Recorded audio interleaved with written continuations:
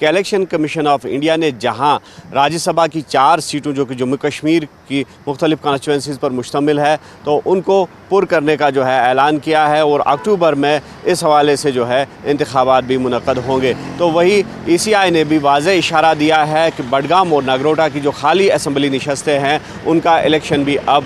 जो है अमल में लाया जाएगा और ये इलेक्शन जो है बिहार के आम इंतखाबात के साथ साथ जो है यहाँ पर भी मुनक्कद होगा। और इस हवाले से तमाम तर तैयारियाँ जो है वो मुकम्मल कर दी चुकी है या हम कह सकते हैं कि शुरू की जा चुकी है। और जो पॉलिटिकल जो इलेक्शन ऑब्जर्वर्स है तो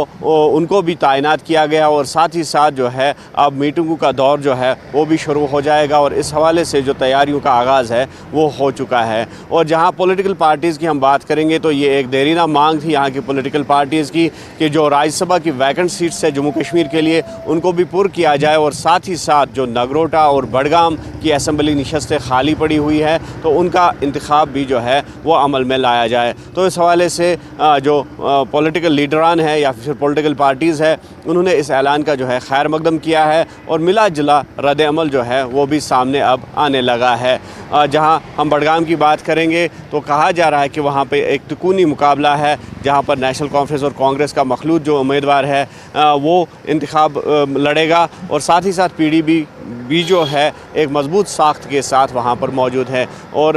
एक और जो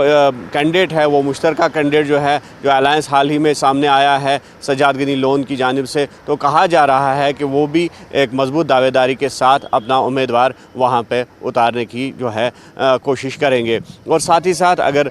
जो नगरोटा असम्बली नशस्त की बात करेंगे तो वहाँ पर भी जिस तरह से वो नशस्त खाली पड़ी हुई है और BJP भी उस पर जो है दमखम के साथ अपना उम्मीदवार खड़ा करने की कोशिश में है और वही नेशनल कॉन्फ्रेंस और कांग्रेस की जो